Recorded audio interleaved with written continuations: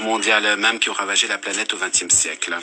Et soyons ici objectifs, c'est ce système qui a aidé l'humanité à traverser des événements turbulents ensuite, parfois dramatiques, et qui à préserver le monde de bouleversements plus grands encore. L'Organisation des Nations Unies est sans pareil pour ce qui est de sa légitimité, de sa représentativité et de son universalité. Or, ces derniers temps, l'ONU se trouve de plus en plus souvent critiquée parce qu'elle manquerait d'efficacité et parce que les décisions prises se ferait sur des contradictions insurmontables, notamment parmi les membres du Conseil de sécurité.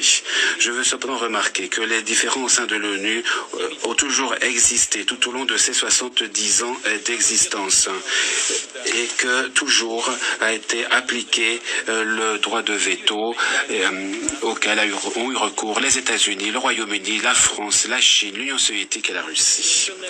C'est quelque chose de tout à fait naturel pour une organisation à ce point multidimensionnel et représentative. À la création de l'ONU, personne ne comptait qu'il y aurait toujours unanimité dans cette enceinte. En revanche, la raison de l'organisation consiste à rechercher et élaborer des compromis, sa force résultant de l'effort de conciliation des opinions et des points de vue différents. Les décisions qui sont discutées au sein des Nations Unies sont acceptées sous forme de résolutions ou ne le sont pas. Comme le disent les diplomates, ces décisions passent ou ne passent pas. Et toute action ensuite de tout État visant à contourner cette pratique est illégitime, contraire à la Charte des Nations Unies et va à l'encontre du droit international. Nous savons tous qu'après la fin de la guerre froide, nous le savons tous, il y a eu plus qu'un centre de domination dans le monde entier. Et ceux qui se trouvaient au sommet de la pyramide ont été tentés de penser, puisque nous sommes aussi forts et exceptionnels, personne ne sait mieux que nous ce qui est possible, ce qu'il faut faire. Et par conséquent, il n'y a plus à compter, il n'y a plus à prendre en compte les Nations Unies, puisqu'il arrive de toute façon très souvent que cette organisation gêne et ne fasse que mettre des bâtons dans les roues au lieu d'adopter des décisions afin de légitimer les actes nécessaires. Des rumeurs ont surgi alors disant que l'organisation, dans la forme sous laquelle elle a été créée, avait déjà rempli sa mission historique et était devenue obsolète. Naturellement, le monde change et l'ONU doit aussi s'adapter à cette transformation.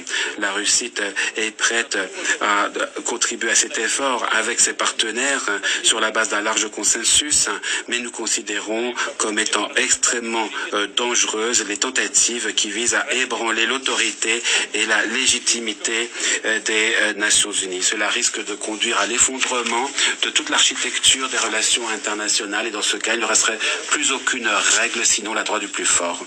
Ce serait un monde dans lequel l'égoïsme se substituerait au travail d'équipe, un monde dans lequel il y aurait de plus en plus d'oppression et de moins en moins d'égalité des droits, de démocratie réelle et de liberté, un monde dans lequel au lieu d'États véritablement indépendants, existeraient des régimes qui, de facto, seraient des protectorats et des territoires contrôlés de l'extérieur.